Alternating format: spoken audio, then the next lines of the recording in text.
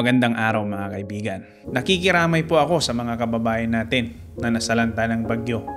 Yung mga nawalan ng tirahan, nawalan ng kabuhayan, especially dun sa mga namatayan ng pamilya. I cannot imagine kung gaano kahirap ang dinaranas ninyo ngayon, pero magtiwala tayo sa Panginoon. Sabi nga ng Panginoon, all things work together for good. Kaya naman ngayon, tutulungan ko kayo para unti-unti kayong bumangon. Magsimula tayo sa maliit. Magpatayo ulit tayo ng bahay and let us do it step by step para pasok sa budget ninyo. Mga kaibigan, ang pagpapatayo ng bahay ay hindi naman kailangang isang bagsakan lang. Pwede natin yung hati-hatiin by phase. Ibig sabihin, pwede nating hatiin yung iba't ibang scope ng ating bahay. Kunwari ay i-separate natin yung structural, yung architectural, yung electrical, plumbing, tapos yung finishing works. Unti-unti nating bubuuin yung bahay hanggang sa matapos natin ito. Ngayon, bibigyan ko kayo ng step-by-step process na magsisilbing guide ninyo para sa pagpapatayo ng inyong bahay. Ang unang gagawin natin mga kaibigan ay ang pagpapagawa ng solid na plano ng bahay. Napakaraming nagko-comment doon sa video natin regarding sa building permit at sinasabi nila na gastos lang daw ang plano, scam lang yan kasi napakamahal ng singil ni architect, ni engineer. I hate to break it to you pero mali kayo mga kaibigan. From the word itself na plano, dito natin ibibase.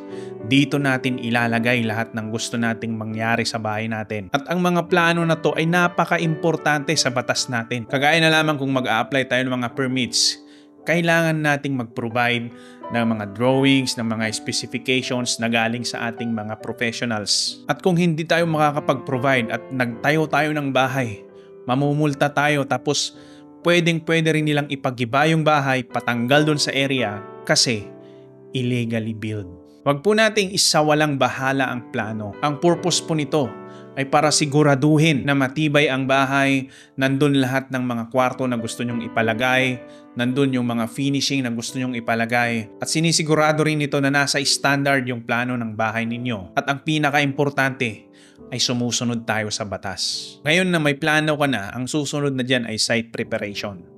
Tanggalin mo lahat ng basura doon sa lupa mo. Tanggalin mo lahat ng mga bagay na hindi kailangan para sa construction at mga bagay rin na makakasagabal sa pagpapatayo mo ng bahay. Then after that, mag-apply ka na ng permit.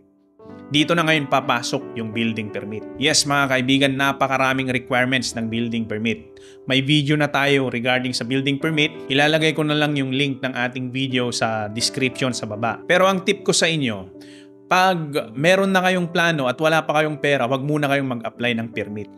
Ang permit kasi mag-e-expire yan ng 1 taon kung walang nangyari sa site. Kumbaga, nagkaroon ka na ng building permit pero hindi mo pa naumpisahan yung bahay, mag-e-expire po yun.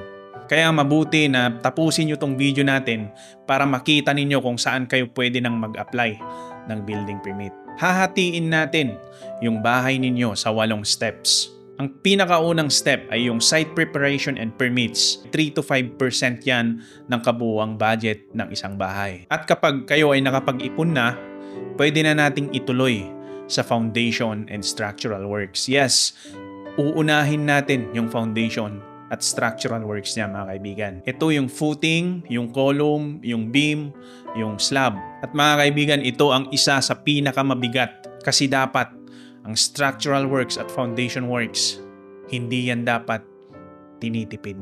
Ibig sabihin ay kailangan nating bilhin yung mga tamang materyales na nilagay ni civil engineer doon sa plano.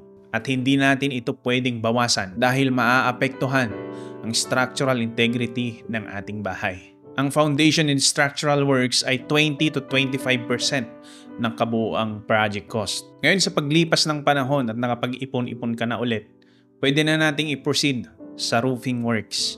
Pag natapos na natin yung foundation and structural works, lalagyan na natin siya ng bubong.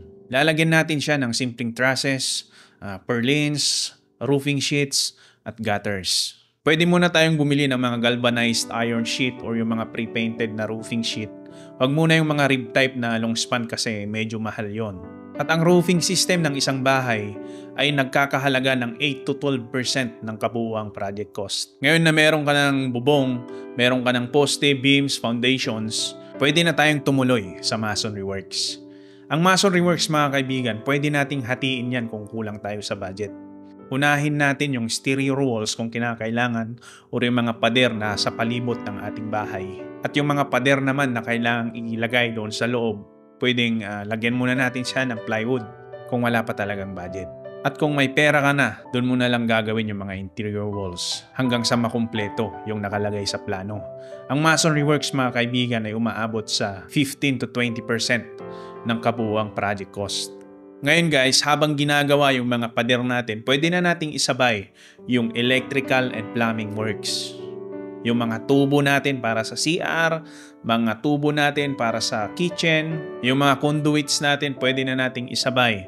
Para pag nag-plastering na yung ating mga mason ay naka-embed na or nakapasok na sa loob ng pader yung mga electrical lines natin. Yung mga electrical works and plumbing works natin, umaabot yan ng 8 to 10% ng kabuuang project. Ngayon guys, isunod na nating ilagay yung ating mga pintuan, yung ating mga bintana. Ngayon kung wala pa talaga kayong budget, pwede muna kayong gumawa ng mga temporary doors and windows. Ibig sabihin ay gawa muna tayo ng plywood na pintuan. Huwag muna tayong bumili ng mga solid wood na pintuan, yung mga sliding windows. Actually sa bintana, pwede tayong gumamit ng indigenous materials kagaya ng kawayan, di ba?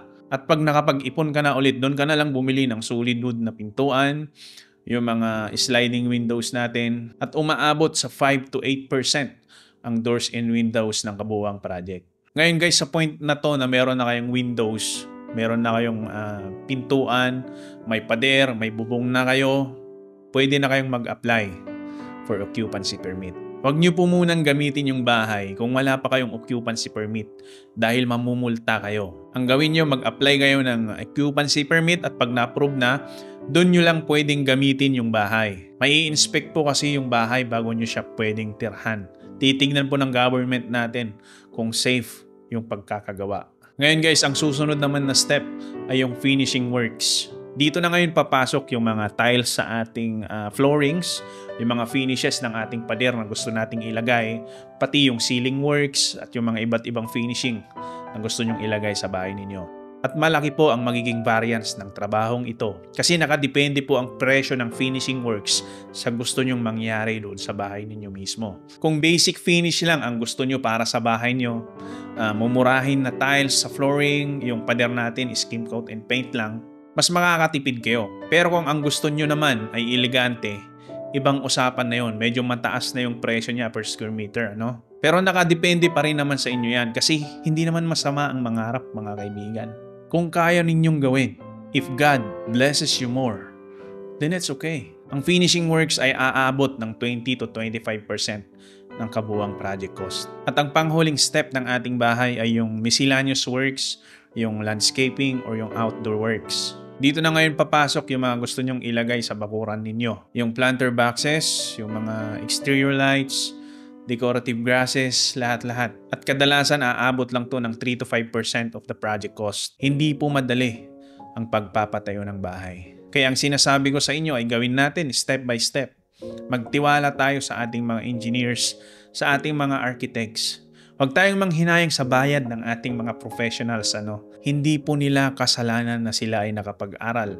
Pinag-aralan nila ang pagpapagawa ng bahay sa tamang pamamaraan, sa tamang standards para maging safe kayo ng pamilya mo bago nyo tirahan ang bahay. Huwag po nating ipagkatiwala ang pinag-ipunan nating pera sa experience lang ng ating mga kontraktor na walang engineer, sa ating mga foreman na nagsasabing alam ko na yan dahil dugo at pawis ninyo ang ipupuhunan ninyo para sa inyong tirahan. Sa inyong bahay ang magiging tirahan ng pamilya mo. This is Engineer Warlo. Maraming salamat po.